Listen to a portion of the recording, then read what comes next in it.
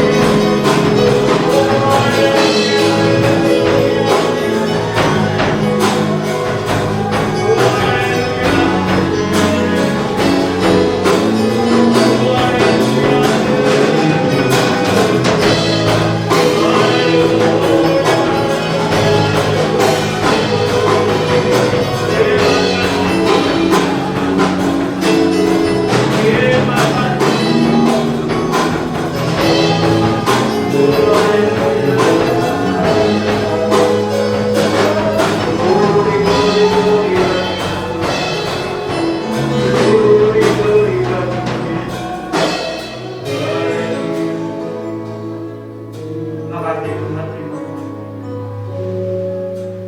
Benar Tuhan, hidup kami mengenal hidup kami.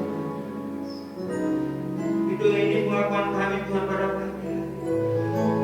Kami tahu, kami mau Tuhan hidup kami Tuhan berubah. Kami mau hidup kami Tuhan berubah. Berubah menurut rencana Tuhan dalam hidup kami.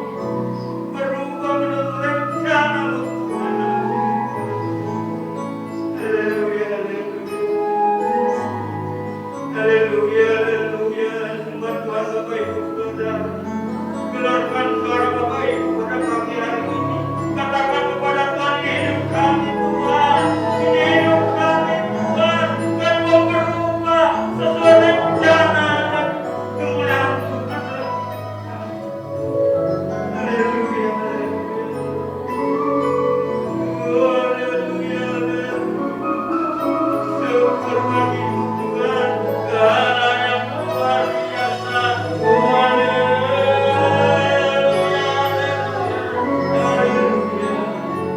Terima kasih Tuhan, terima kasih. Kudus namamu. Haleluya, haleluya, haleluya. Glory, glory, glory, glory bagi Bapa. Glory, glory, glory, glory bagi Dia. Haleluya, haleluya. Makasih Tuhan. Kami percaya Tuhan ada Tuhan yang pada pagi hari ini. Di mana firman mengatakan bahwa ketika orang berkumpul di dalam namaku, aku akan hadir di tengah-tengah mereka. Kami percaya kami lebih dari 2 atau 3 orang pada pagi hari ini. Kami percaya Yesus ada di tengah kami. Kami percaya memberkati kami Tuhan pada pagi hari ini. Memberikan kelegaan yang baru bagi kami. Terima kasih Tuhan, terima kasih. Haleluya.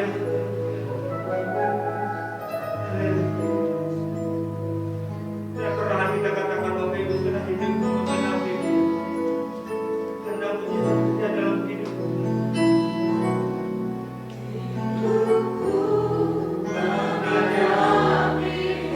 Terima kasih Tuhan. Terima kasih mujizat. Terima kasih Tuhan.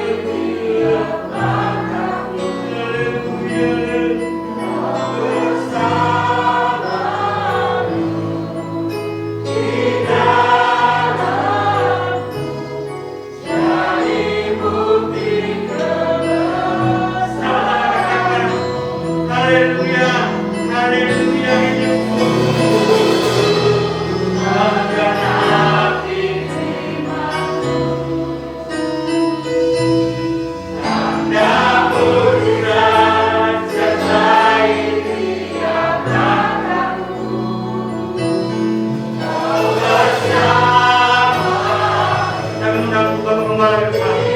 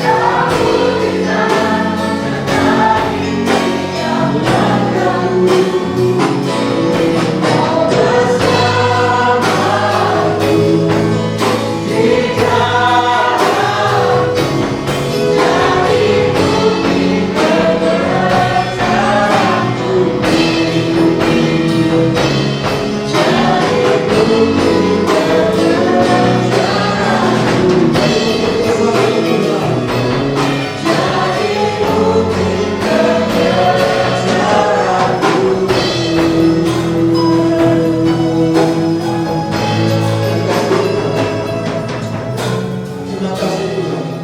Bapa di surga, Bapa yang baik, Bapa yang kami muliakan, kami tinggikan dan agungkan di dalam satu nama yang menjadi jawaban pertolongan dan jalan keluar bagi kami, yaitu Yesus Kristus, Tuhan dan Juru Selamat kami yang hidup. Pagi hari ini kami datang merendahkan diri di hadapan Tuhan.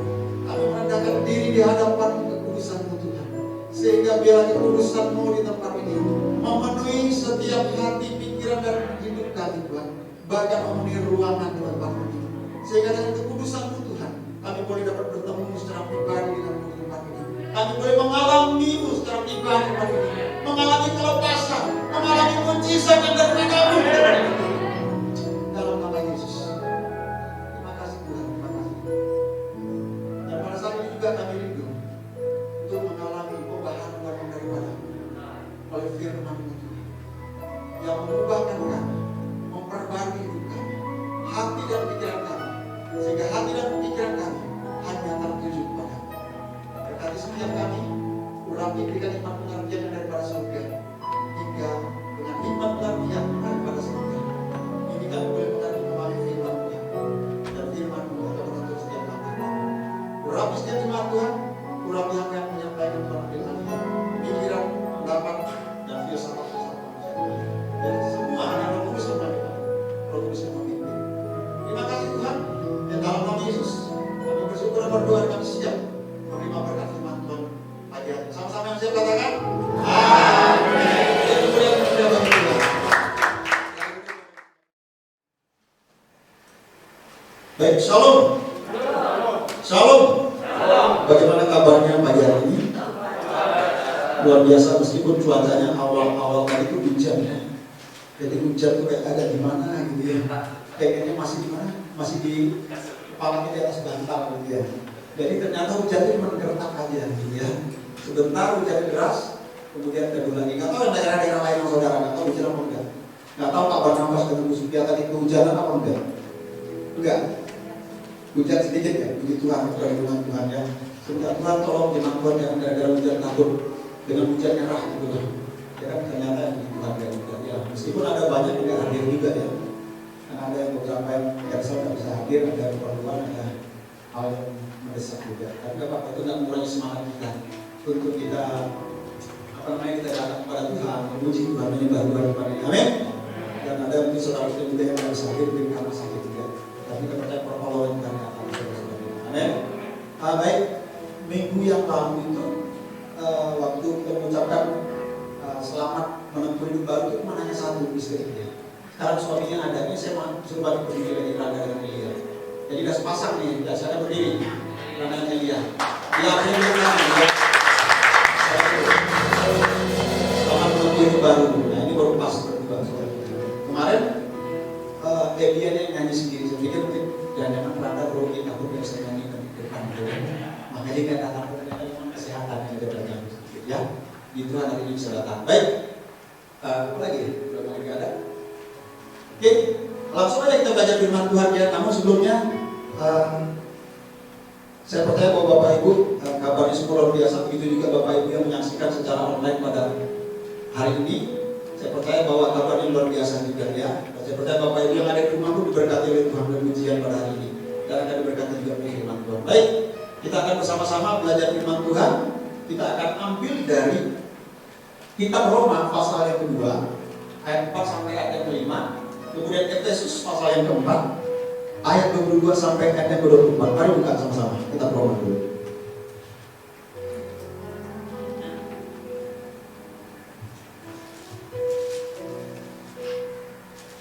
Sudah dapat? Pasal yang kedua ayat yang keempat sampai ayat yang kelima. Biar dengan cepat saya akan bacakan Bapak Ibu simak baik-baik ya. Mulai ayat yang keempat.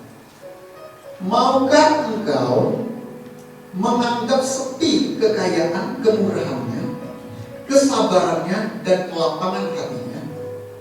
Tidakkah engkau tahu bahwa maksud kemurahan Allah ialah menuntut engkau kepada apa? Pertobatan. Tetapi oleh kekerasan hatimu yang tidak mau bertobat, engkau menimbun murka atas dirimu sendiri pada hari waktu mana murka dan hukuman Allah yang adil akan dinyatakan. Pada siapa? Pada. Kemudian buka di dalam Efesus pasal yang keempat.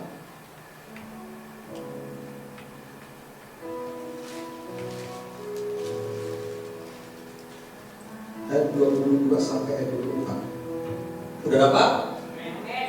Yaitu bahwa kamu berhubung dengan kehidupan kamu yang dahulu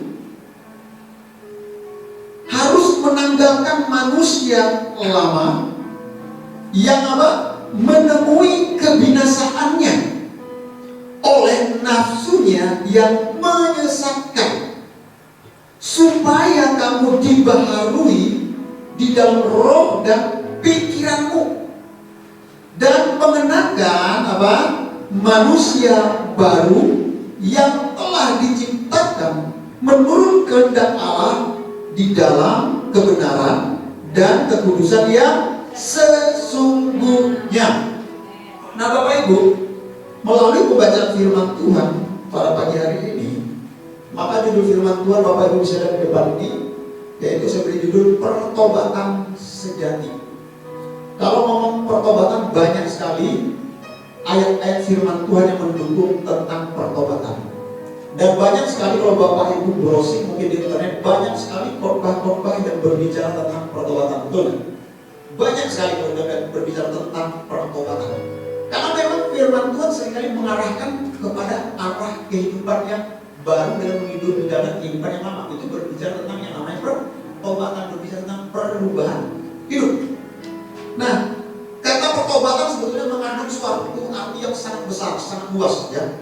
Tidak hanya berbicara tentang berbalik dari kebiasaan-kebiasaan kita yang lama masuk kepada suatu kebiasaan yang baru. Berbalik dari kehidupan kita yang lama, yang kotor, masuk ke suatu kehidupan yang diperbaharui di dalam Kristus. Nah, banyak orang memahami istilah pertobatan ini, yaitu berbalik tentunya dari dosa. Betul gak? Betul gak? Karena berpikir pertobatan itu berarti apa? Berbalik daripada dosa. Banyak orang memahami ini. Tetapi kalau Bapak Ibu lihat, ini bukanlah definisi dari Alkitab mengenai pertobatan, yaitu berbalik dari dosa. Bukan itu aja.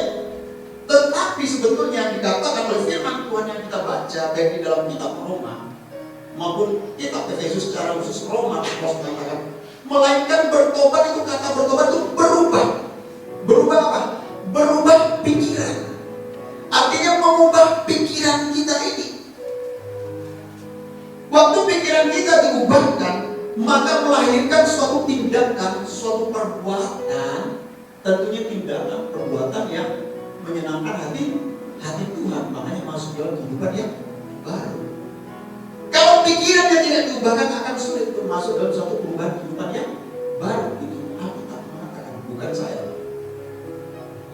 Nah, makanya di dalam Lukas pasal 3 ayat 8 mengatakan, jadi hasilkanlah buah-buah yang sesuai dengan pertobatan. Bapak Ibu lihat, seringkali saya menyampaikan firman Tuhan yang berbicara tentang perubahan hidup, tentang pertumbuhan, tentang pertobatan. Itu buah pertobatan itu ditulis di dalam kitab apa? Kitab apa? Galatia. Di dalam kitab Galatia pasal yang kelima ayat 22 sampai 23 yang berbicara tentang buah-buah roh. Itu adalah buah-buah pertobatan yang ada di dalam diri kita. Nah, Bapak Ibu, mulai membaca firman Tuhan dalam Roma pasal 2 ayat 4 sampai 5 dan Efesus ini, maka kita dapat menyimpulkan bahwa pertobatan adalah perubahan. Ya kan? Perubahan yang dimulai dari pikiran, ya. Perubahan yang dimulai dari pikiran kita dengan kita mengawali atau memulai suatu kehidupan yang religius atau mengubah suatu kehidupan yang rohani.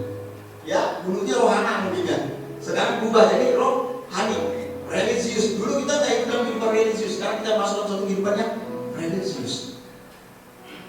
Dan kita tidak hanya dalam kehidupan rohani, tetapi kita memiliki yang namanya moral yang diperbaharui oleh Allah, diperbaharui oleh Tuhan. Nah, jadi pertobatan sebetulnya secara harfiah berarti mengubah yang namanya pikiran. Bilang pikiran saudara, ubah pikiran. Ubah pikiran. Oleh karena itu manusia harus mengalami pertobatan yang sejati, sehingga tahu bahwa pertobatan itu membawa hidup, yaitu menjadi lebih dekat lagi kepada Tuhan. Ada dua contoh pertobatan yang ditulis oleh Alkitab. Ada dua contoh pertobatan. Yang pertama, yaitu pertobatan Daud dan bangsa Niniwe atau kota Niniwe.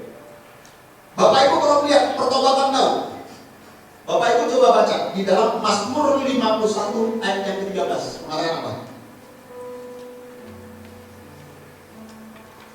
Coba buka, salah seorang bacakan tentang pertobatan Daud.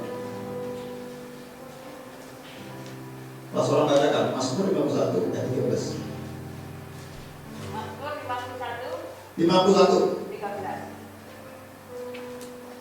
Janganlah membuang aku dari hadapanmu, dan janganlah mengambil rohmu yang kudus daripadaku. Janganlah mengambil rohmu yang kudus dari apa? Daripadaku, kata Daud. Ini menandakan suatu pertobatan yang betul-betul terjadi dalam kehidupan Daud. Nah, pertanyaannya, Daud jatuh di dalam dosa apa sehingga dia harus masuk dalam pertobatan yang sejati? Dosa apa? Perzinahan. Dosa perzinahan itu dimulai dari mana oleh Daud? Mata kemudian ke pikiran, makanya harus diubah. Betul gak? Awal mulanya jatuh dalam dosa perzinahan itu bukan langsung berzina, tapi saudara melihat dari apa? Setiap sore, mungkin kan setiap pagi, apa yang dilakukan Daud? Firman Tuhan katakan ada apa? Naik ke atas sudut sokoh rumah, ya kan? Di atas loteng. Loteng terus dia lihat siapa dia? Woi, cantik sekali rambutmu juntai panjang. Terus dia ngapain dia? Di pinggir kali itu sedangnya, misalnya, oh sedang mandi. Dia mana nih? Ada begini ngawasin dia. Oh nggak ada orang kan? Santai aja, tidak ada berani masuk dia. Melihat, mulai kan? Kemudian pikirkan, mulai terjadi tindakan. Jadi dalam dosa berzina. Daud jatuh ke dalam dosa perzinahan.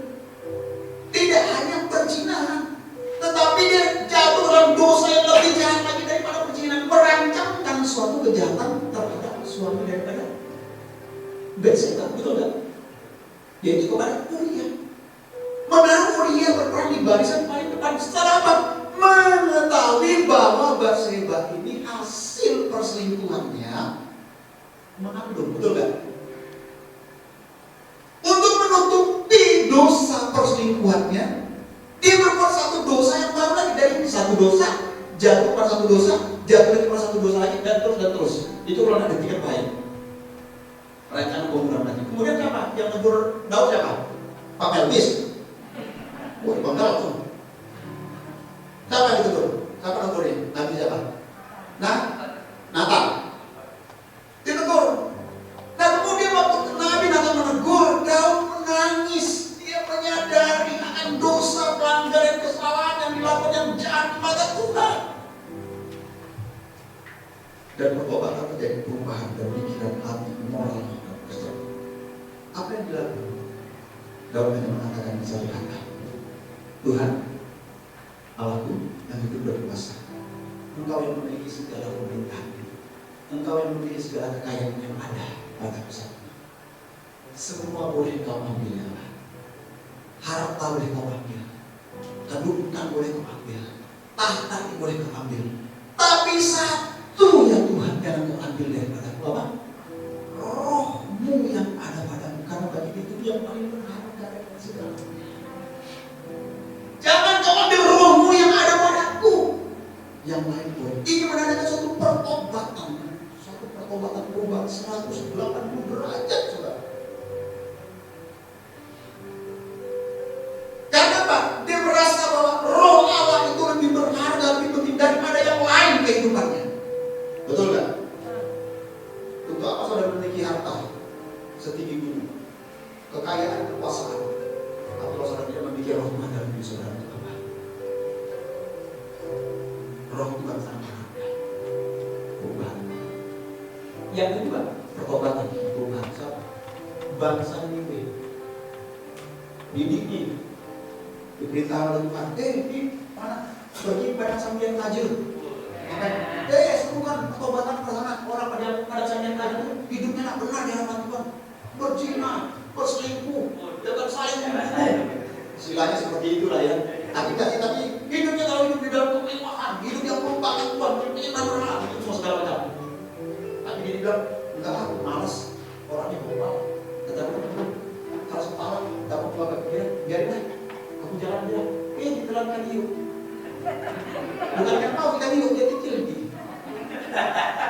Yunus. Bukan. Lagi. Nah jadi waktu diperintahkan Nabi Tuhan untuk menyampaikan kepada orang Niniwe, dia menyimpang kan? Tapi kemudian waktu ia menyampaikan melakukan apa yang diperintahkan oleh Allah, terjadi pertobatan kan atas bangsa Niniwe. Saudara dikatakan bahwa kota Niniwe adalah kota yang indah. Berarti sudah menggambarkan bahwa Niniwe itu seperti pulau Bali gitu, dikelilingi istilah tempat yang indah ya kan, alamnya, mungkin pantainya, tempat wisatanya kaya, indah. Itu Niniwe. Kotanya itu besar, dikatakan perjalanan sekitar 3 hari perjalanan ke Niniwe itu menjadi kota Niniwe. Berarti kalau jalan kaki bisa keliling Pulau Bali. Berapa hari itu? Kurus kering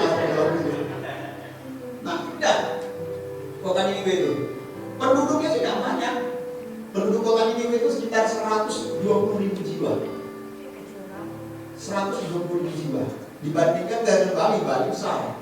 Yang produktif itu Pulau Bali sekitar 4.032.000 penduduknya. Yang produktif, belum termasuk yang tidak produktif, orang tua, misalkan anak, misalnya juga. Orang tua khususnya masa usia saya tidak produktif. Nah kalau digabungkan dengan orang tua yang tidak produktif ini, maka sekitar 4.362.000 penduduk Pulau Bali. Nah Niniwe itu cuma 120.000 penduduknya. Waktu Nabi Tuhan menyampaikan seruan pertobatan kepada Niniwe akan terjadi perubahan terhadap Niniwe. Kemudian raja daripada Niniwe ini memerintahkan kepada semua penduduknya untuk bertobat berbalik dari kejahatan-kejahatan yang mereka lakukan, untuk datang kepada Allah memohon pengampunan, kelepasan daripada murkanya Allah terhadap mereka. Bahkan dikatakan mereka berkuasa, sudah bukan rajanya, bukan hanya orang-orang di istananya aja, tapi semuanya, bahkan sampai binatang pun, ternak pun harus berkuasa. Sebagai apa?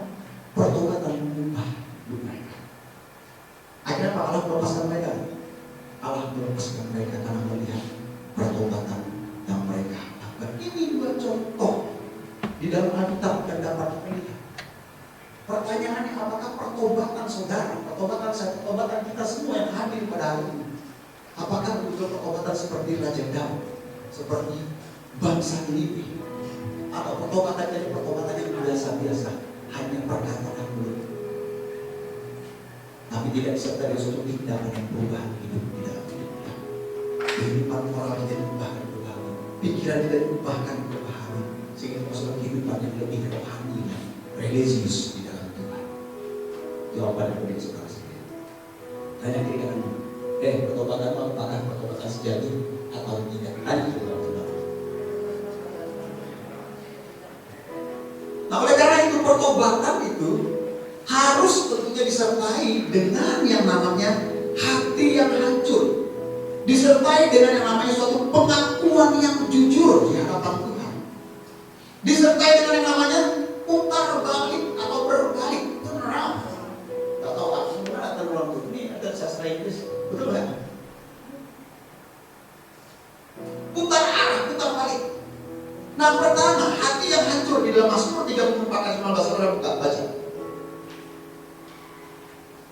Gua buka salah seorang. Mazmur 34 ayat yang ke-19.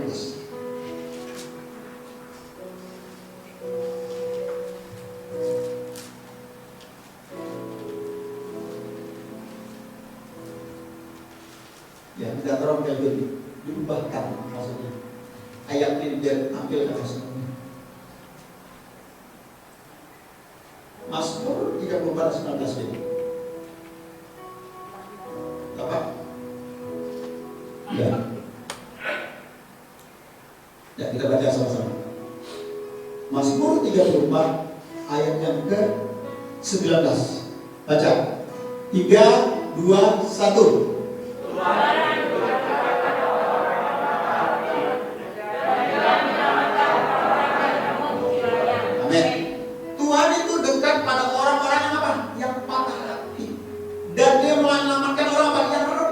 Jiwanya remuk, berarti hancur hati, hati yang orang tersebut. Nah, memang dikatakan bahwa setiap orang, setiap kita pernah yang namanya menangis, betul nggak? Betul nggak? Pernah nangis nggak? Pak Yus pernah nangis? Pak Rino pernah nangis? Saya pernah nangis. Devi pernah nangis? Pernah. Bisa pernah nangis nggak? Didi nggak pernah. Sering nangis. Nangis karena apa nih? Wah, diputusin cinta ya, sering nangis jadinya. Setiap kita pasti pernah yang namanya menangis, betul? Pasti pernah yang namanya menangis. Tetapi menangis itu masalahnya adalah berbeda-beda setiap tangisan setiap orang, betul kan? Tangisan itu berbeda-beda. Ada dua macam tangisan. Tangisan duka cita, tangisan sukacita, betul nggak? Duka cita apa? Doa tidak dijawab, menangis, Tuhan dari jawab doa, betul nggak? Anakku tidak diubahkan Tuhan, betul nggak? Pergumulanku tuh belum ada jalan keluar dan pertolongan, tangisan, betul?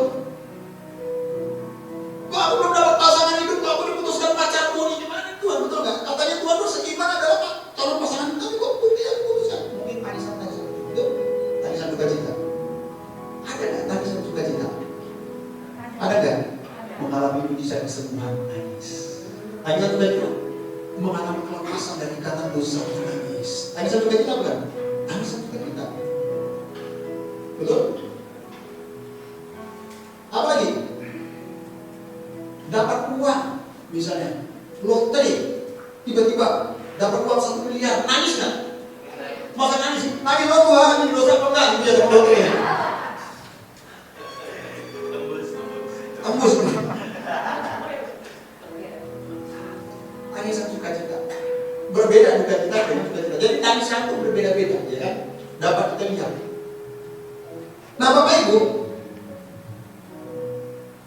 pertobatan sejati haruslah yaitu disertai dengan hati yang hancur, hati yang remuk, yang dikatakan oleh firman Tuhan, yang menandakan bahwa hati yang hancur itu bahwa kita menyadari akan setiap pelanggaran-pelanggaran, akan setiap dosa-dosa, akan setiap kesalahan yang kita lakukan, kita perbuat di dalam hidup kita. Ini tangisan, sebagai tangisan kesadaran. Saudara, waktu saudara mengalami perjumpaan pribadi dengan Tuhan, saudara menangis. Waktu saudara berubah menjadi menangis, kemudian membawa saudara proses pertobatan. Saya pernah satu kali,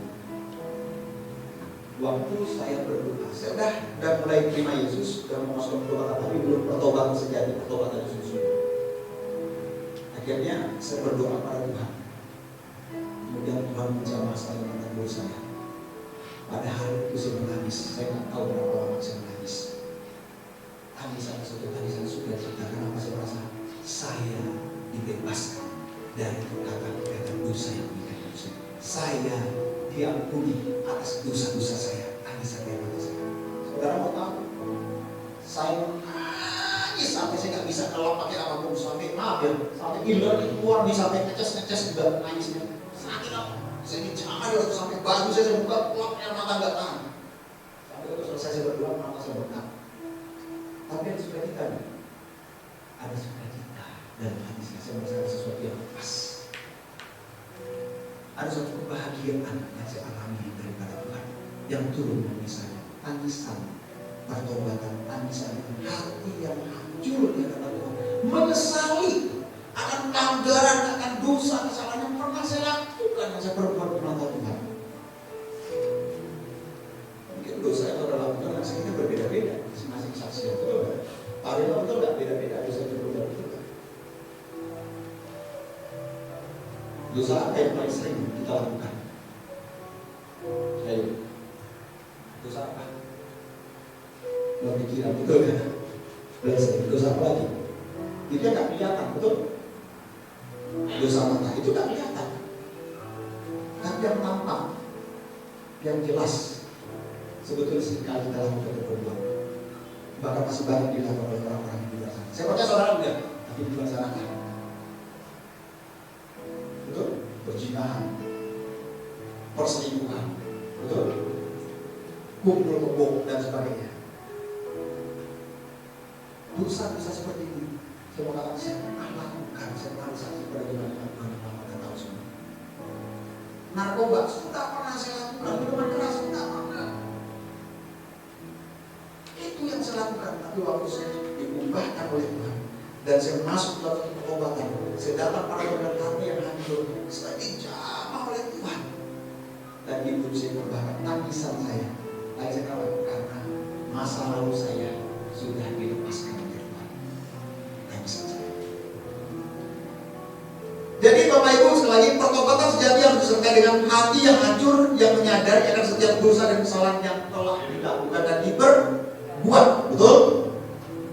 Kemudian hati manusia itu memang keras, terkadang sulit Bapak untuk mengakui akan dosa, pelanggaran dan kesalahannya di hadapan Tuhan. Nggak tahu apa sih yang menyebabkan terkadang hati kita sebagai manusia keras untuk mengakui dosanya di hadapan Tuhan. Terkadang apa? Hah? Apa Bu? Pembelaan diri. Apalagi sih yang seringkali membuat kita sulit terbuka di hadapan Tuhan. Tuhan, aku salah. Aku buat dosa di Tuhan. Ampuni aku Tuhan, tolong ubahkan aku Tuhan. Perbaiki moral, pikiran Tuhan, ubahkan pada aku sesuai dengan Tuhan. Seringkali sulit gak kita lakukan itu pada Tuhan? Sulit gak kita mengakui? Karena mungkin malu, ya kan? Betul gak? Ngapain malu gak? Kelihatan ini, aku cuma ngomong untuk orang Tuhan. Betul gak? Betul gak? Akuin aja. Seringkali kita malu. Ngapain kita malu? Yang lain pun melakukan itu dosa. Memang hanya kita malu dosa. Akuin aja di hadapan Tuhan. Nah, banyak orang itu tidak mau mengakui di hadapan Tuhan dosa-dosanya, kesalahannya. Nah, Tuhan mau kita mengakui dengan hati yang hancur, hati yang tulus di hadapan Tuhan agar diubahkan oleh Tuhan. Bilang ke saudara, akui kesalahan dan pelanggaran di hadapan Tuhan. Bilang lagi, jangan malu.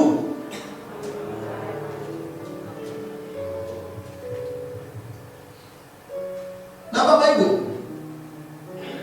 sebagai orang percaya, apakah kita mau diubahkan oleh Tuhan? Tentunya saudara mau. Kalau saudara tidak mau, nah, untuk saudara diubahkan. Kalau saudara tidak mau nih, apakah saudara mau terlebih dahulu?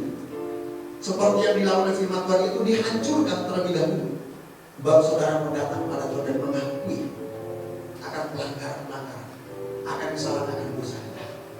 Apakah kita harus menunggu kita dihancurkan oleh Allah terlebih dahulu? Kita harus dihancurkan dulu oleh Tuhan baru kita mau mengakui pelanggaran-pelanggaran kesalahan kita.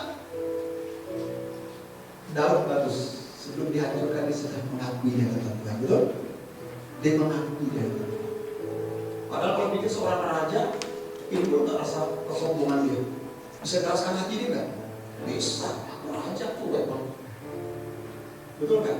Tapi dia tahu Allahnya itu siapa? Allah yang tidak berkuasa. Dan Allahnya adalah Allah yang mengetahui dan disadari dengan hancur hati Tuhan. Semuanya boleh Tuhan ambil daripada istriku, anak-anakku, kerajaanku, harta, kehormatan, harga diriku, Tuhan ambil Tuhan. Tapi satunya yang Engkau ambil, yaitu rohmu yang ada padaku, jangan Kau ambil daripada Tuhan. Itu dibandingkan keakuan itu. Apakah perlu kita dulu sebagai orang Kristen atau sebagai orang percaya dihancurkan oleh Tuhan dulu untuk mengakui kesalahan pelanggaran dosa tadi? Mau dihancurkan dulu seperti siapa? Ayo, dihancurkan dalam hal apa? Dalam hal keuangan. Dihancurkan dalam apa? Dalam hal kesehatan. Dihancurkan apa? Dalam hubungan suami istri, pasangan hidupnya, hubungan dengan sesamanya, dengan teman-temannya. Dihancurkan dulu tentang kehormatan dia, harga diri dia. Apa mau dihancurkan dengan caranya itu? Seperti itu baru sadar. Banyaknya orang Kristen mau dihancurkan dulu baru sadar kesalahan. Rugi saudara, jangan. Betul gak? Jangan mau. Waktu saudara melakukan itu, datang kepada Tuhan dengan hati hancur, minta ampun dan sadari berbalik daripada kejahatan dan dosa yang berbuat di hadapan Tuhan. Amin. Dilanjutkan saudara, berbalik dari dosa yang jahat. Dan kita tahu bahwa sejati atau roh pertobatan itu tidak suka dengan yang namanya argumentasi berargumen. Tidak suka dengan yang namanya membela diri. Tidak suka dengan yang namanya membenarkan diri sendiri. Jadi akui. Jangan berargumentasi dengan Tuhan. Tuhan, buktinya dia itu hidup dalam dosa, tapi dia manusia berkati kok. Betul kan? Hidup dalam perselingkuhan sukses kok dia Tuhan. Usahanya semakin meningkat, menanjak. Apalagi dalam masalah corona sekarang ini, dalam keadaan sulit. Kok kita sepertinya berhasil naik terus Tuhan. Tapi aku udah hidup dalam ketulusan, hidup dalam tapi kok semakin turun ya Tuhan. Kadang kita berargumentasi gitu, betul kan? Masa aku mengotor dosa gini aja? Harus aku akui lagi. Kalau sementara dia jelas terang-terang dosa, dan ngapain itu berarti Tuhan masa aku satu. Kadang kita berpikir gitu, berargumentasi. Firman Tuhan katakan apa? Jangan diri kepada orang fasik. Bahkan firman Tuhan katakan jangan ingin bergaul dengan mereka. Nah, saudara adalah orang yang sudah percaya, termasuk saya. Tuhan mau kita datang kepada Tuhan dengan apa? Hati yang hancur. Dan maupun dengan hati yang hancur kita masuk dalam satu pertobatan sejati. Jangan lagi berargumentasi, jangan lagi berundai lagi, atau menggunakan diri sendiri di hadapan Tuhan. Enggak ada satu orang pun yang benar di hadapan Tuhan. Betul kan? Enggak ada satu benar, termasuk saya. Tidak ada satu benar di hadapan Tuhan. Hanya dia benar. Enggak ada satu yang benar. Yang kedua, sebaliknya roh pertobatan sejati itu berkata, aku sudah bersalah dan buta selama ini, dan aku memberikan hidupku untuk diubahkan dan dipimpin oleh Roh Kudus. Dari dua hal ini, pertanyaan saya, saudara berada di posisi yang pertama atau yang kedua? Jawaban pada diri saya sendiri. Saya ingin menyampaikan firman kebenaran Tuhan tentang pertobatan sejati. Apakah saudara betul-betul sudah masuk ke pertobatan sejati? Dengan apa? Hidup saudara dipimpin oleh Roh Kudus. Itu yang pertama. Yang kedua, yaitu pertobatan sejati itu haruslah disertai dengan tidak hanya hati yang hancur, tetapi disertai dengan satu pengakuan yang jujur. Katakan dengan saya sama-sama 3, 2, 1. Pengakuan yang jujur. Hanya ada satu cara untuk kita dapat menghilangkan rasa bersalah atau tertubuh di dalam diri kita karena dosa, yaitu dengan apa? Mengakui kesalahan-kesalahan, mengakui dosa-dosa kita secara jujur di hadapan Tuhan. Betul? Tapi ternyata bukan hanya di hadapan Tuhan, tetapi di hadapan siapa juga? Di hadapan manusia. Orang-orang yang tidak mau mengakui kesalahan dan pelanggaran adalah orang-orang yang betul-betul belum masuk dalam pertobatan yang sejati. Tetapi pertobatan sejati harus disertai dengan pengakuan yang terbuka dan jujur kepada Tuhan. Itu adalah langkah awal pertama untuk apa kita berdamai dengan Tuhan. Saudara mau berdamai dengan Tuhan? Saudara mau berdamai dengan Allah? Akui dengan jujur di hadapan Tuhan. Nah, jadi yang Tuhan tuntut dari kita adalah akuilah kesalahan kita. Karena Amsal 28 ayat 13 mengatakan apa? Karena orang yang mengakui kesalahannya disayangi oleh, bilang, ketika aku mengakui kesalahanku, maka aku disayang oleh Tuhan. Sama-sama saja. 3, 2, 1. Ketika aku mengakui kesalahanku, maka aku disayang oleh Tuhan. Bilang diri kamu sekarang. Ketika kamu mengakui kesalahanmu di hadapan Tuhan, kamu akan disayang oleh Tuhan.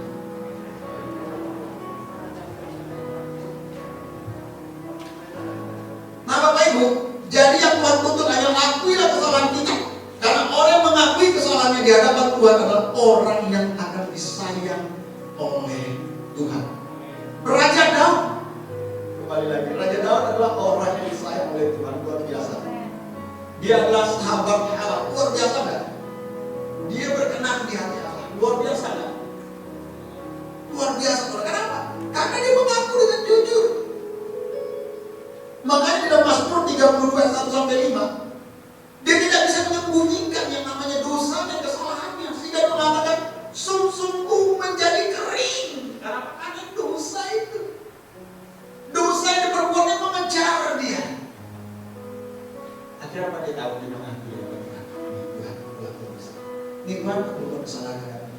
Tuhan aku berbuat yang tidak pantas Tuhan. Ini Tuhan aku sudah tidak mempermalukan nama-Mu Tuhan. Ini aku tidak menghargai apa yang sudah Tuhan perbuat tadi. Diakui dengan jujur di hati. Menjadi disayang oleh Tuhan. Saya mau bertanya kepada saudara-saudara, sudah jujur belum akuin dosa saudara di hadapan Tuhan? Apa masih ada saudara sembunyi-sembunyi dari hadapan Tuhan? Atau kembali lagi masih ada argumentasi dalam pikiran saudara? Akui dengan jujur kalau ingin disayang oleh Tuhan. Amin. Akui dengan jujur. Yang kedua, tidak hanya dikatakan Raja Daud yang tadinya berusaha mencoba untuk menyembunyikan dosanya, akhirnya tidak tahan, akhirnya dia mengakui dengan jujur di hadapan Tuhan. Yang kedua adalah anak-anak daripada Yakub. Siapa anak-anak Yakub? Anak-anak Yakub yang menyembunyikan dosa apa? Yang ceritanya, dosa apa yang disembunyikan oleh anak-anak Yakub terhadap Yakub? Sehingga menghantui mereka selama 22 tahun. Berbohong dengan Yakub. Berbohong terhadap apa? Terhadap adiknya Yusuf. Mereka membohongi, dibilang apa? Yusuf dibilang apa? Mati diterkam binatang buas, betul nggak? Mereka membohongi ayahnya yang sudah tua renta. Tapi dosa itu terus mengejar mereka, nggak mengintimidasi mereka. Mengintimidasi mereka, makanya dibilang di Kejadian 42 ayat 1 sampai 24 itu, mereka merasa sesuatu yang mengejar diri mereka. Rasa bersalah itu mengejar hidup mereka selama 22 tahun. Saudara, kalau orang yang hatinya lembut waktu dia melakukan pelanggaran dosa, pasti ada rasa tertutup di dalam diri. Betul kan? Tapi kalau orang yang hatinya keras, yang tadi lembut, dia mulai menyembunyikan satu dosa, kemudian dosa yang kedua lagi sembunyikan, dosa yang ketiga sembunyikan, akhirnya hatinya menjadi keras, dan akhirnya menjadi suatu terbiasa melakukan dosa. Dan sulit itu mengakui itu jujur di hadapan Tuhan, apalagi di hadapan sesama.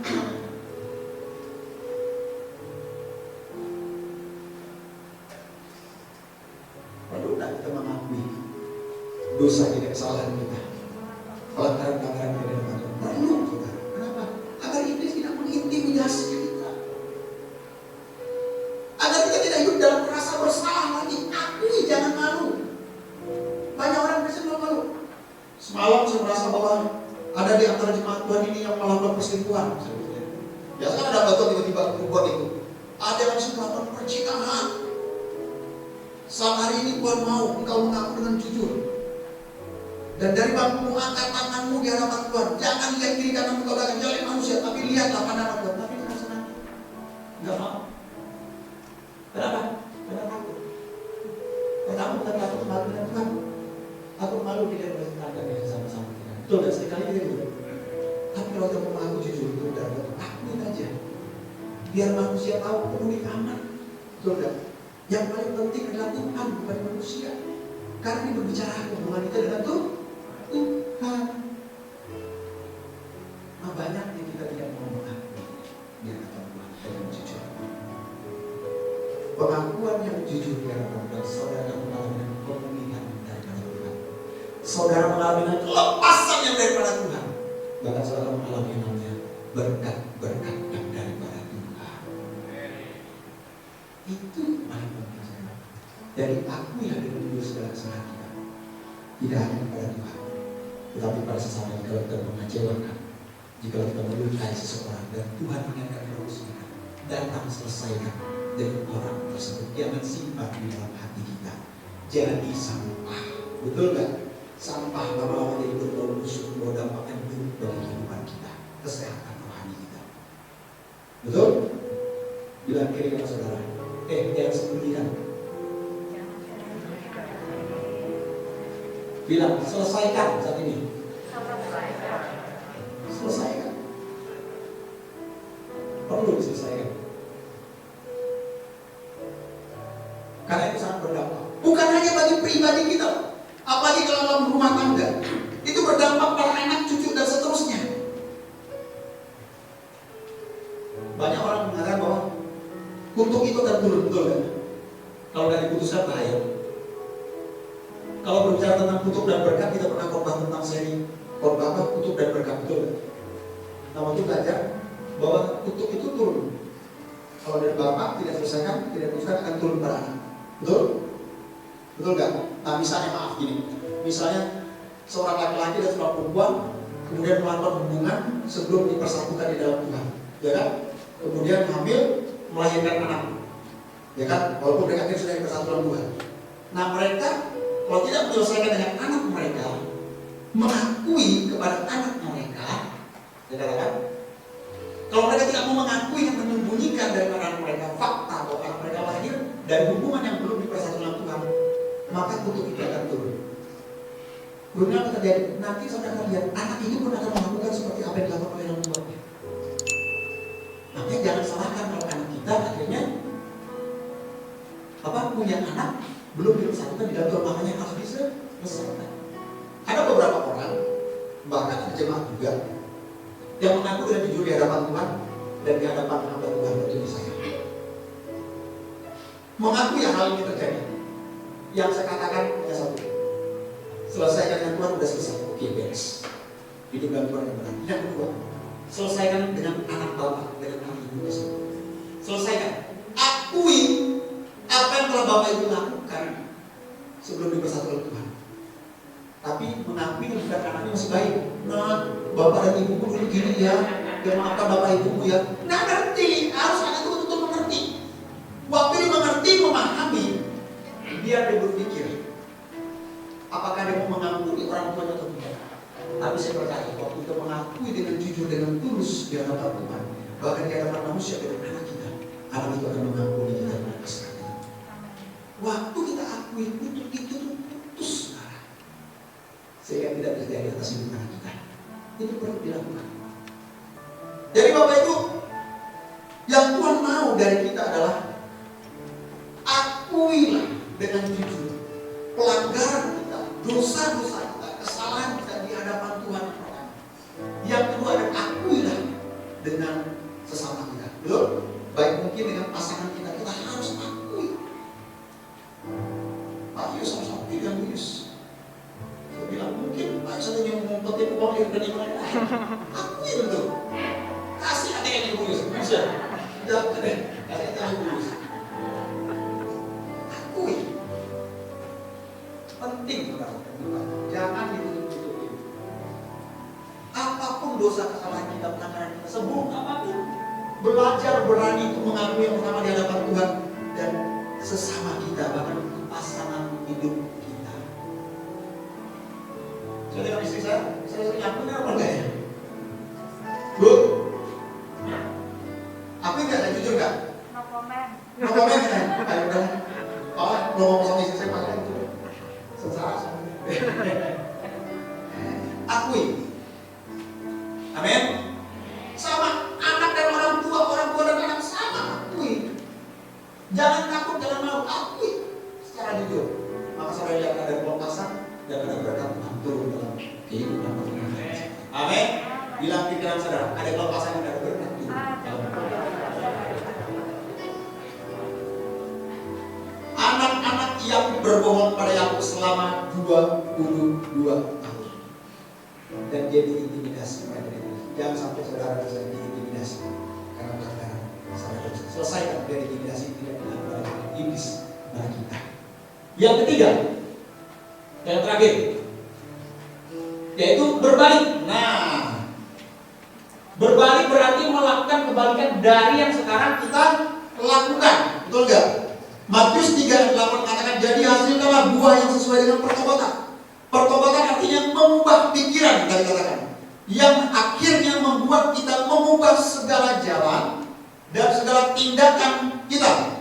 Karena itu pertobatan sejati adalah suatu kata tindakan yang berarti melakukan kebalikan dari yang dahulu kita lakukan. Misalnya apa? Contohnya, buka Efesus 4 ayat 17 sampai 32. Ayo kita baca, ini penting. Ayat 17 sampai 32 ya. Saya akan bacakan Bapak Ibu ya. Dengarkan baik-baik. Manusia baru. Sebab itu kukatakan dan kutegaskan ini kepadamu di dalam Tuhan. Ini keras Rasul Paulus berjalan. Jangan hidup lagi sama seperti apa? Orang yang tidak mengenal Allah dengan pikirannya yang sia-sia dan pengertiannya yang gelap, jauh dari hidup persekutuan dengan Allah. Karena kebodohan yang ada di dalam mereka dan karena kedegilan atau kekerasan hati mereka. Kemudian langkah yang kedua, yaitu bahwa kamu berhubung kehidupan kamu yang dahulu harus menanggalkan manusia lama yang menemui kebinasaannya oleh nafsunya yang menyesatkan, supaya kamu dibaharui di dalam roh dan pikiranmu, dan mengenakan manusia baru yang telah diciptakan menurut kehendak Allah di dalam kebenaran dan kekudusan yang sesungguhnya. Karena itu, buanglah apa? Buanglah dusta. Berkatalah yang apa? Berkatalah yang benar seorang pada yang lain, karena kita sesama anggota. Apabila kamu menjadi marah, dikatakan apa? Janganlah kamu berbuat dosa. Jangan apa? Janganlah matahari terbenam sebelum padam marahmu. Nah, firman Tuhan kita akan Tuhan tahu, Tuhan lagi bahwa manusia itu gampang sekali itu marah, betul kan? Bukan berarti kita tidak boleh marah, boleh. Kalau kita tidak marah, berarti takutnya jadi dosa. Membiarkan dosa terjadi, kita tidak marah tersebut, kita tidak akan jadi berdosa. Tapi yang dimaksudkan marah, jangan sampai menyimpan dendam, sakit hati, kecewa, pahit, sampai matahari terbenam atau sampai matahari terbit. Tapi harus diselesaikan sebelum matahari terbenam atau matahari terbit. Itu pasangan itu suami istri, orang tua dan anak selesaikan. Dengan orang lain pun kita harus selesaikan itu. Marah boleh kan? Boleh nggak marah? Boleh. Tapi marah harus dengan cara yang benar. Marah dengan cara yang kasih, bukan marah dengan disertai caci maki. Betul nggak? Marah yang disertai dengan tindakan kekerasan itu juga nggak boleh. Marah kalau orang melakukan pelanggaran, melakukan dosa, boleh nggak marah? Menegur dia, boleh. Boleh, itu marah yang benar. Boleh. Nabi-nabi zaman dulu mereka menegur penguasa-penguasa, berani loh mereka menegur dengan marah. Contoh siapa? Yohanes Pembaptis. Dia menegur siapa? Siapa? Dia menegur Herodes. Betul nggak? Terang-terangan nggak dia menegur? Terang-terangan. Dengan menyalahnya, dengan marah dia menegur. Karena apa? Karena dosa. Berarti boleh nggak marah? Boleh, tapi harus marah yang benar. Jangan marah nggak beralasan marahnya, asal marahnya itu nggak boleh. Kemudian selanjutnya, dan janganlah beri kesempatan kepada iblis. Orang yang mencuri, katakan, janganlah ia mencuri lagi, tetapi baiklah ia bekerja keras dan melakukan pekerjaan yang baik dengan tanda tangannya sendiri, supaya ia dapat apa? Membagikan sesuatu kepada orang yang berkekurangan. Janganlah ada perkataan kotor keluar dari apa? Mulutmu, tetapi pakailah perkataan yang baik untuk membangun di mana perlu, supaya mereka mendengarnya beroleh kasih karunia. Kadang orang ini kalau berantem bertengkar suami istri ini kadang kebun binatang itu keluar. Apalagi maaf sudah orang-orang timur nih. Apalagi orang timur, orang Ambon orang Kupang orang Sumba betul nggak? Kalau udah berantem marah sama pasangan hidupnya, sama istri, sama anaknya, caci maki. Bukan hanya orang timur ya, semua orang Jawa juga pakai daun sama apa ya? Kalau marah ya. Apa telepon itu dalamnya? Si sedang ngerti deh. Mana translator saya punya? Translator? Tak bunuh kamu. Translator lucu ya. Kata-kata kotor keluar, belum binatang keluar. Nah ini kita harus ubah, buang. Betul nggak? Kita buang. Biasa-biasa kita lakukan, kita berhenti. Yaitu kita melakukan kebalikan dari yang baru kita lakukan. Itu harus kita buang. Kita jangan lagi melakukan itu. Tapi pakai perkataan itu untuk membangun. Dan janganlah kamu mendukakan Roh Kudus Allah yang telah memeteraikan kamu menjelang hari penyelamatan. Segala kepahitan, kegeraman, kemarahan, pertikaian, dan fitnah hendaklah dibuang dari antara kamu. Demikian pula segala kejahatan. Tetapi hendaklah kamu ramah seorang terhadap yang lain, penuh kasih mesra dan saling mengampuni, sebagaimana Allah di dalam Kristus telah mengampuni kamu. Saya bertanya dengan jujur kepada saudara, amin. Kira-kira yang berkaitan dengan firman Tuhan ini, kita harus melakukan kebalikan dari yang dahulu kita lakukan. Yang sulit itu apa yang kita lakukan kebalikan dari yang kita lakukan dulu? Misalnya kita membuang kebiasaan-kebiasaan kita buruk, yang paling sulit itu apa yang kita buang dari kebiasaan buruk itu? Kira-kira apa? Vivi, kira-kira apa sih kebiasaan buruk yang sulit untuk dibuang dalam diri kita? Malas dosa kan saudara? Dosa kan? Elia, kalau malas dosa kan? Malas dosa kan? Dosa, firman Tuhan aja bilang itu kasih ya. Orang pemalas itu jangan kasih makan. Ayo pemalas belajar pada harus. Kalau orang malas berarti dia tidak mengembangkan talenta karunia yang Tuhan taruh dalam dirinya. Itu malas. Makanya itu perumpamaan tentang talenta kan. Yang malas itu lah yang memberikan satu talenta. Dibuang nggak dinasakan? Buang. Apalagi kira-kira yang harus kita kembalikan dari yang lalu kita lakukan sekarang? Misalnya rada apa kira-kira? Bohong ya? Bohong tuh kadang tuh entah kita sadari itu kan? Kadang tuh bohong tuh nyelip. Betul nggak? Kayak kita makan nasi gitu, lauk ada yang nyelip gigi, nah itu bohong tuh kayak gitu kan? Campuran. Udah bohong, salah kan? Tapi yang paling penting kita harus menyadari kita menjalankan itu berusaha. Jangan kita jadikan suatu kebiasaan itu bohong. Itu tuh terkadang tuh tanpa disadari kita lakukan. Bahkan saudara saya, bahkan mungkin saya tanpa sadar, tapi kalau saya melakukan bohong saya sampai sadar betul aku bohong. Tapi mereka bohong. Nah kalau ini sering terjadi kalau kita datang pada Tuhan, saya percaya kita berusaha untuk melakukan kebalikan dari itu untuk berkata gitu. Lama-lama kebohongan yang seringkali itu ternyata itu tidak. Melainkan yang seringkali itu berkata itu kebenaran. Betul nggak ada? Apalagi? Tadi mengatakan mencuri, betul nggak? Tuhan mau melakukan kebalikan daripada itu. Suka curi, jangan lagi curi, pakai tangan kita untuk memberi, betul nggak? Apalagi? Berbohong, mencuri. Apa lagi kira-kira? Hah? Apa? Kurang keras. Oh ego kita, tak kirain Pak Eman, soalnya Pak Eman bergerak itu. Pak sendiri. Jadi sekarang ego kita harus buang ya. Jangan lagi seperti itu ya. Apa lagi kira-kira? Hah? Fitnah.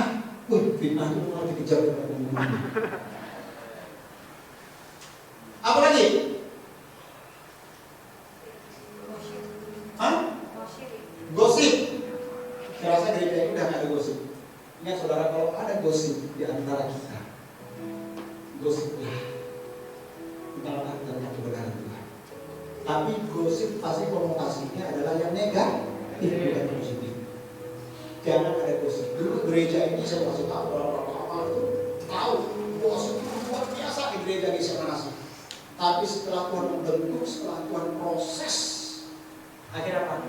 Lihat, hampir tidak ada makan pun dan ada gosip di dalam gereja ini. Ingat loh, jangan ada roh gosip di antara kita. Bukan jangan ada dusta di antara kita, tapi jangan ada gosip di antara kita. Bilang dengan saudara, jangan ada gosip di antara kita. Bilang. Dulu kita gosip. Gosip itu memang semakin digosok semakin sip, betul gak? Kayak sinetron. Benar gak? Yang tak menarik itu jadi menarik. Gosip itu saya nggak pikir gimana cara berpikir orang gosipnya. Bengkok aja dasinya sedikit jadi gosip loh saudara. Betul kan? Bisa jadi gosip. Lu apa? Timbul jerawat aja di sini bisa jadi gosip loh saudara. Oh pasti dia nyimpan sesuatu itu dalam pasangan itu makanya dia bodoh. Bisa jadi gosip. Betul nggak? Sepatu gembala hitam terus ada kakinya dikit. Jadi gosip nggak? Jadi gosip, gembala dan pernah gosok sepatunya. Jadi gosip. Itu enggak. Celananya lipatannya kan harus lurus. Setrika ini kok miring. Wah salah itu duit ini nyerikain pakai dalam celana. Bukan dia yang nyerikanya. Yang nyerikanya laundry yang serikanya. Bisa tergosip enggak? Bahaya, makanya jangan ada gosip di antara kita. Oke? Apalagi yang harus kita buang? Yang sehari-hari udah biasa waktunya dari itu kan apa aja masalahnya, yang penting kita enak. Biar kita buang itu. Apalagi? Malas, tadi kan termasuk malas ibadah. Betul nggak? Malas baca firman Tuhan, malas berdoa. Betul nggak? Itu juga harus kita buang. Kita lakukan kebalikannya, melainkan rajin. Betul nggak? Berdoa, baca firman Tuhan, beribadah, melayani Tuhan. Apalagi? Biar lagi tadi. Iri hati. Iri hati ini kadang banyak alasan juga iri hati itu. Ada aja alasan iri hati. Iri akan kesuksesan orang lain, betul nggak? Iri misalnya nih, lihat Bu Rias pakai lipstiknya dan menjilat gitu. Itu merek lipstiknya apa sih? Kalau bisa beli, wah paling-paling uang belanja nanti kasih makan di bawah. Ada aja kata orang iri hati, betul nggak? Orang iri hati itu nggak boleh lihat orang senang, betul nggak? Tapi susah kalau lihat orang yang senang. Senang kalau lihat orang itu susah, itu orang iri hati. Tanpa kesadaran kadang terbersih di hati dan iri hati.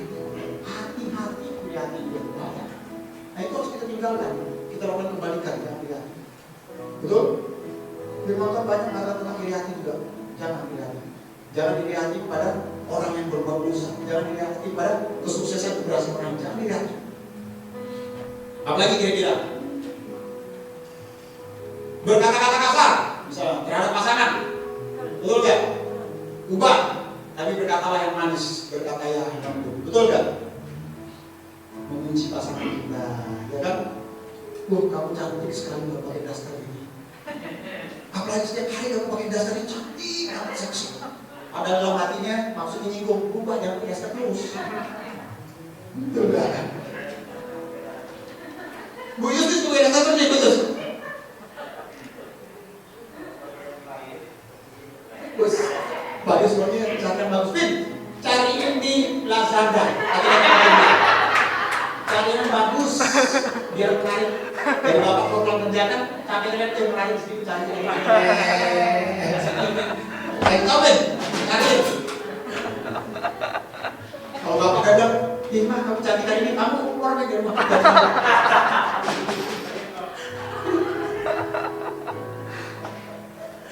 Apa lagi kira-kira? Saya iri hati, apa lagi? Hah? Sombong. Kita lakukan kebalikannya, rendah hati jadi orang Kristen. Jadi orang Kristen yang sombong, apa sih yang sombongkan saudara? Apa yang sombongkan? Mobil? Mau sombongkan rumah? Hah? Mau sombongkan uang? Berapa banyak? Apa yang mau sombongkan? Mobil mewah? Ada orang yang lebih mewah dari kita kok. Sombong. Betul nggak? Rumah besar bagus, ada yang lebih besar lebih bagus dari itu dari kita. Uang banyak lebih, ada yang lebih banyak lagi dari apa yang bersombongkan. Yang ada pada saudara dan pada saya itu bukan dari kita, itu bukan semua dari Tuhan semua. Apa yang bersombongkan dalam Tuhan? Baru dapat gaji 5 juta, wah tanah tuh jawab ini sama.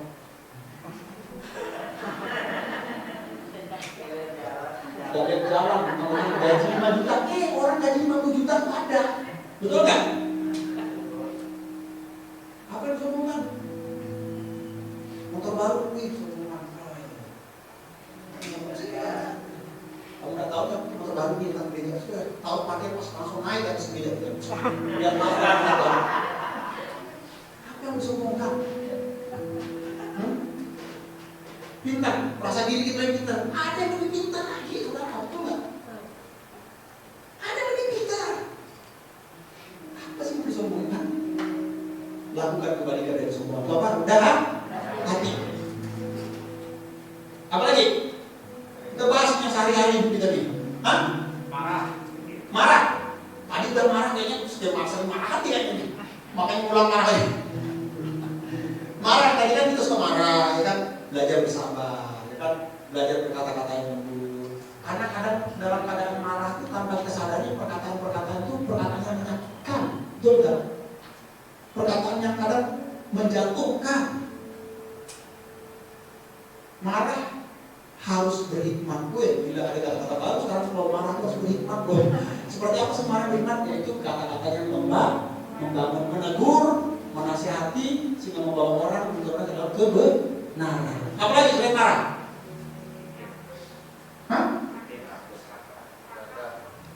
Serakah juga. Ini biasa ada dalam tugas sehari-hari ya, rakus ya. Rakus makan, rakus apa nih? Hah? Kalau rakus makan juga udah zaman dulu udah ada, betul nggak? Waktu zaman Tuhan Yesus itu ngasih makan 5.000 orang laki-laki, belum termasuk ibu-ibu dan anak-anak, sisa 12 lagi, betul nggak? Waktu murid-murid Yesus ngasih roti dan ikan itu, ada nggak ibu-ibu yang ambil lebih? Zaman sekarang udah ada kantong kresek di dalam tas kantong, buka, udah siap kan? Baru 1 kok, baru 2 kok. Saya ingat waktu tur dengan istri saya itu, setiap kali tur yang keluar negeri ya, kan sarapan pagi breakfast gitu, ramai gitu nih. Tapi kalau di dalam tur kantor istri saya di asuransi itu, paling banyak tuh kaum hawa, kaum ibu-ibu banyak daripada laki sedikit. Nah, satu kali kita pas mau breakfast, kita cari buah. Saya kan nggak bisa, istri saya lagi nggak bisa kalau nggak ada buah. Harus kan buat dulu makan yang lain, roti dan sebagainya. Saudara melihat, buah satu pun tidak bersisa. Begitu dikeluarin dari dapur dari itu, tertaruh habis lagi. Ternyata saudara, banyak ibu-ibu dijadiin bekal, ditaruh dalam tas. Sampai besok masih ada dan dibusuk, sia-sia terbuang, betul nggak? Sementara ada banyak orang yang harusnya bisa makan itu daripada terbuang sayang. Nah itu nggak ada dari zaman dulu. Tapi ibu di mana sih nggak kayak gitu kan? Bu nggak kayak gitu? Nggak ya? Nggak. Soalnya saya lihat sekarang di SD Manas ini ibu-ibunya tasnya agak gede-gede. Takut nih tas gede-gede itu, takut saya. Takutnya malah buat apa ruwet dalam tas itu nggak kayak itu. Apa lagi kira-kira? Apa lagi? Anak-anak muda. Kira-kira apa? Ayo Kristo, Denny. Nah, ini yang harus disinggung nih, pikiran-pikiran kotor. Betul nggak? Lihat cewek pakai rok, lewat di tim aja cuma nangis. Pikiran dasar di rumah tangga. Boleh pilih nggak? Boleh pilih nggak, Saudara? Masih ingat berapa detik? 3 detik. Tapi yang ulang-ulang. Tuh, 2-3. Tuh, 2-3. Tuh, 2-3.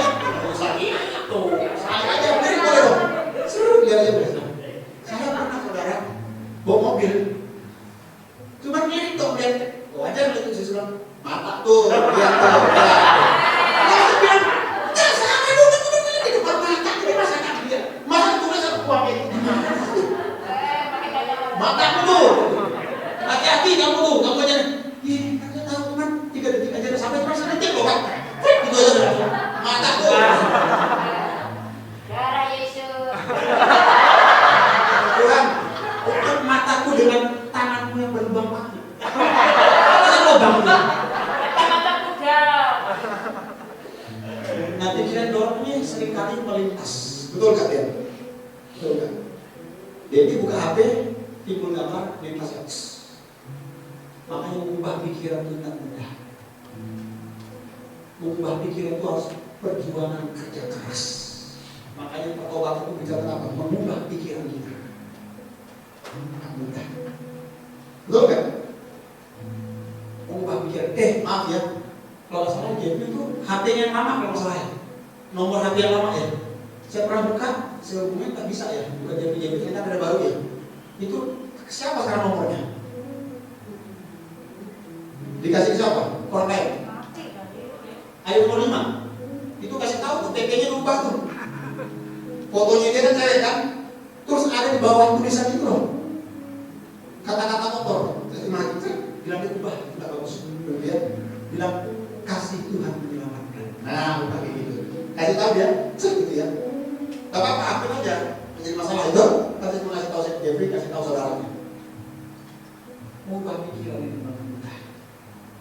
Mulai pikiran dari mana? Dari mana? Mata. Mata, pikiran, akhirnya ke hati. Ke hati akhirnya lahirlah suatu tindakan perbuatan yang kotor dan jorok yang dikatakan di pikiran jorok. Di media-media sekarang zaman semakin canggih, semakin modern, orang semakin bebas untuk berekspresi. Bayangkan, jadi norma-norma ya kan kekristenan jadi semakin terkikis. Kenapa? Karena perkembangan zaman.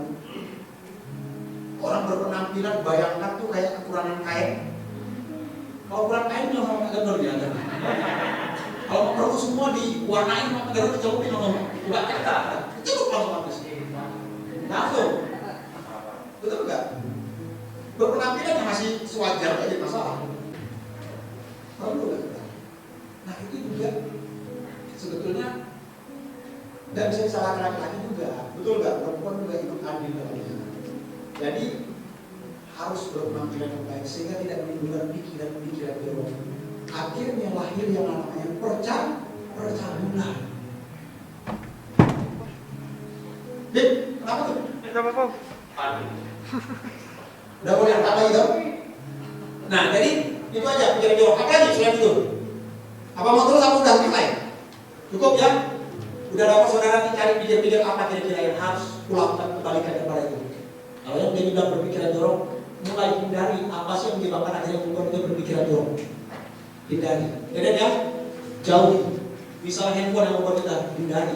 Mungkin televisi yang sering kali tampil, misalnya kayak apa tampil itu? Penyanyi-penyanyi Korea sekarang kan seksi-seksi itu, anak-anak remaja muda. Bukan lagi perempuan. Hah? Blackpink yang joget ini. Kan itu jauhi sudah. Jauhi yang kayak gitu. Betul kan? TikTok. Nah, kadang kalau kita buka YouTube ya, yang tampil pertama kan ada TikTok, betul nggak? Terus maksudnya TikTok ada situ, karena kesel lagi. Karena nunjuk-nunjukin logo bodinya orang. Pakai dalam 3 detik kok, Pak.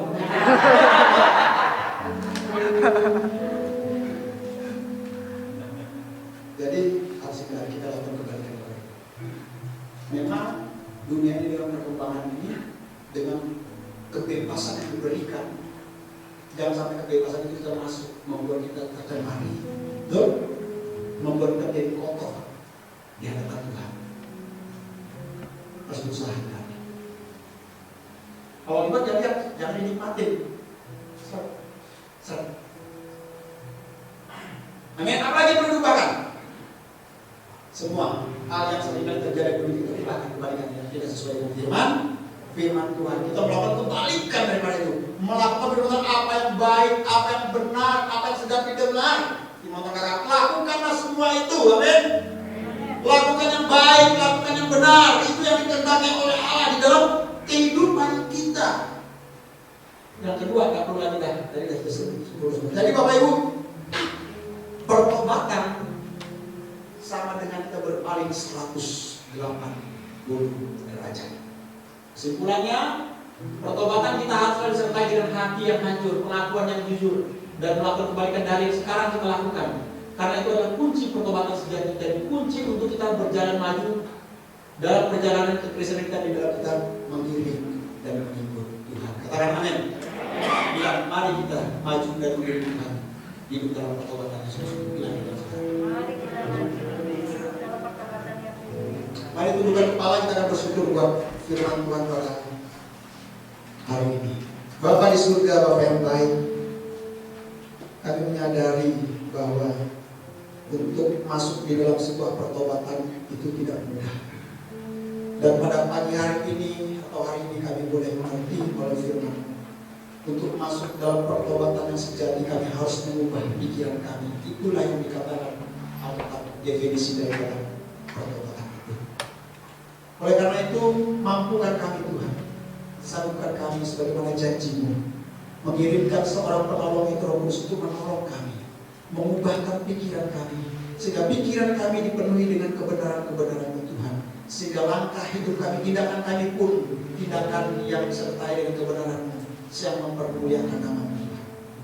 Hamba berdoa buat jemaat-Mu di tempat ini, baik yang di rumah juga yang menyaksikan, apapun yang saat ini mengikat, apapun yang saat ini menghambat, apapun yang saat ini menghalangi jemaat Tuhan untuk masuk dalam pertobatan sejati, kedagingan manusia ya Tuhan, hamba berdoa dipatahkan, diputuskan di dalam nama Yesus. Tapi biar jemaat Tuhan boleh hidup di dalam kebenaran, di dalam roh, dengan pimpinan Roh Kudus yang membawa setiap pada kehidupan yang baru, kehidupan yang dikehendaki, kehidupan yang dikehendaki oleh Allah dan diinginkan oleh Allah sendiri. Hamba berdoa berkati, mampukan jemaat-Mu, berikan hikmat bagi jemaat-Mu, sehingga dapat meninggalkan hal-hal yang lama, hal-hal yang lalu, kebiasaan-kebiasaan yang lama yang buruk, dan menggunakan satu kebiasaan-kebiasaan yang baru, kebiasaan-kebiasaan yang baik yang sesuai dengan firman. Hamba berdoa di dalam nama Yesus.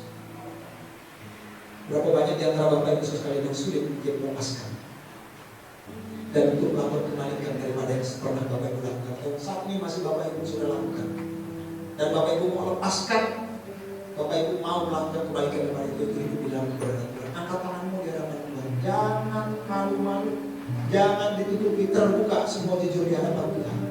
Saudara bisa angkat tangan saudara di hadapan Tuhan dengan jujur, katakan Tuhan, ini aku Tuhan. Katakan Tuhan, ini aku mau diubahkan oleh Tuhan. Aku mau hidup di dalam pembaharuan Tuhan, sehingga berkat Tuhan datang ke seluruh saudara. Bapa di surga, Bapa di dalam nama Yesus, aku berdoa buat setiap jemaat-Mu yang mengangkat tangan mereka pada saat hari ini. Mereka mengakui dengan jujur di hadapan-Mu. Bahkan mereka datang dengan hati yang penuh dengan penyesalan, dengan hati yang hancur di hadapan-Mu. Hamba percaya Tuhan tidak memandang hina setiap hati yang hancur. Tuhan tidak memandang hina setiap hati yang mengakui setiap pelanggaran salah dan dosa, sekecil apapun Tuhan yang diakui. Hamba percaya ketika jemaat bertempat mengakui, maka Tuhan sudah mengampuninya terlebih dahulu, sehingga iblis tidak lagi berhak untuk mengintimidasi. Dan biar jemaat pun tempat ini yang mengangkat tangan mereka, mereka boleh mengalami kelepasan yang dari Tuhan, mengalami kesembuhan yang daripada Tuhan, sehingga secara rohani mereka semakin bertumbuh dan semakin dekat kepada Tuhan. Kebiasaan yang lama yang dilakukan mulai saat ini Roh Kudus mampukan, sehingga melakukan sesuatu yang baru, kebiasaan-kebiasaan yang baru yang mempermuliakan nama Tuhan. Di dalam nama Yesus berdoa, terimalah dengan iman dalam nama Yesus. Mau berdoa juga semua yang hadir pada hari ini, bahkan jemaat Tuhan yang menyaksikan dari rumah. Tuhan mau berdoa, Tuhan memberkati, Tuhan menguatkan, memampukan, menyembuhkan, sehingga jemaat Tuhan masuk dalam pertobatan yang sejati, pertobatan yang dikehendaki, yang diinginkan oleh Tuhan. Hamba berdoa di dalam nama Yesus, segala rintangan, segala kuasa iblis yang mengikat melalui kedagingan diputuskan, dipatahkan di dalam nama Yesus Kristus Tuhan. Tapi diberikan kemenangan Roh Kudus yang memimpin Tuhan.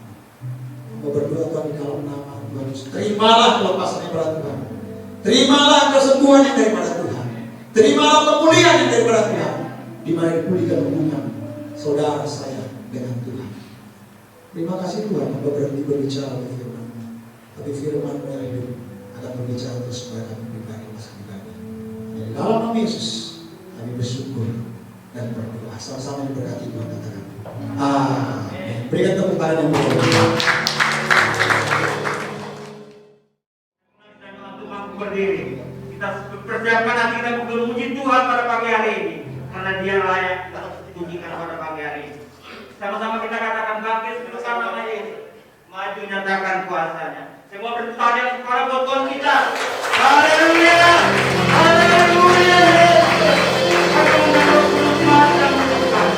Kami mengundang Roh Kudus dalam hidup kami pada pagi hari ini. Kami percaya untuk ada bersama-sama kami Tuhan. Kami mau menyenangkan hati Tuhan. Kami mau memuji Tuhan pada pagi hari ini. Haleluya.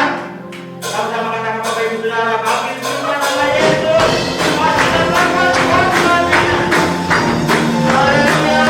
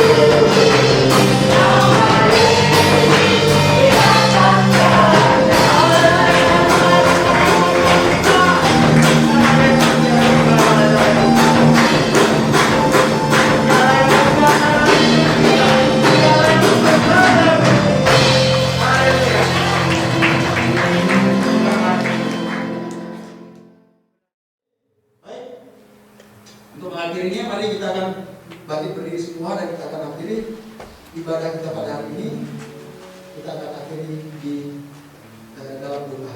Mari Bapak Ibu tundukkan kepala dan saya akan pimpin kita semua di dalam doa. Bapa kami yang baik, Bapa yang kami muliakan di dalam nama Tuhan Yesus, kami kembali bersyukur pada hari ini kami boleh melaksanakan ibadah kami, meskipun hari ini masih dalam situasi kondisi pandemi ini.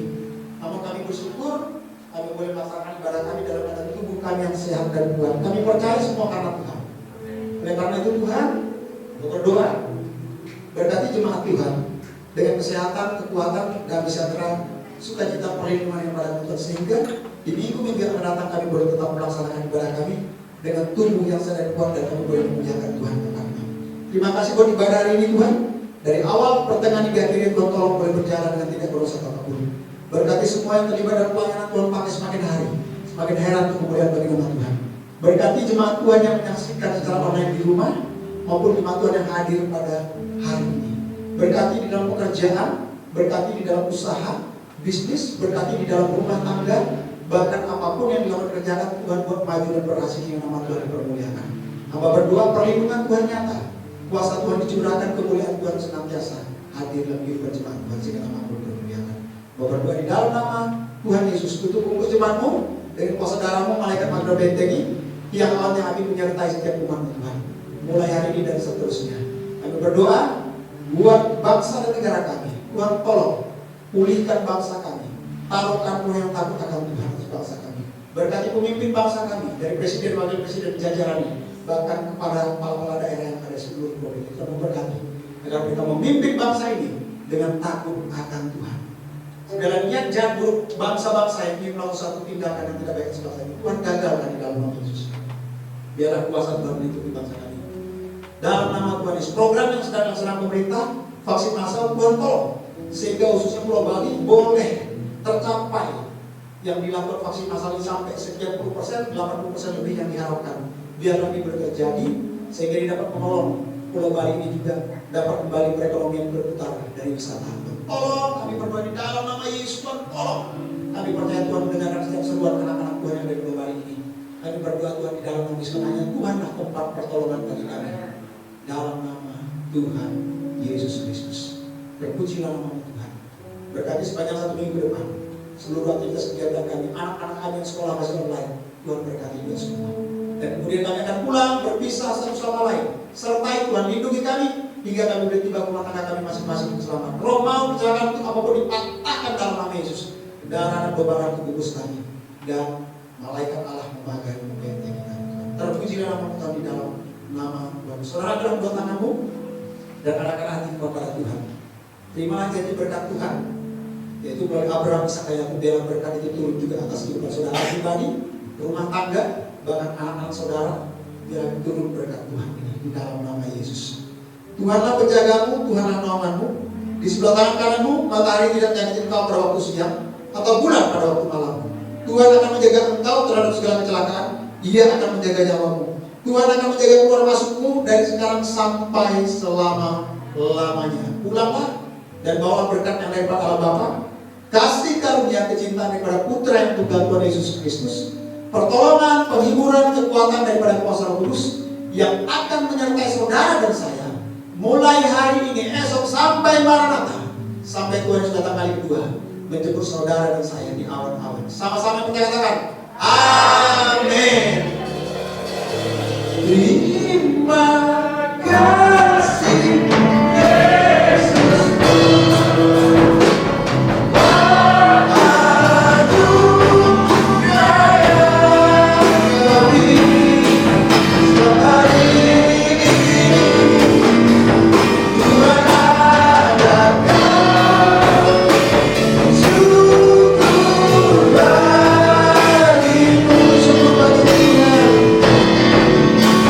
Syukur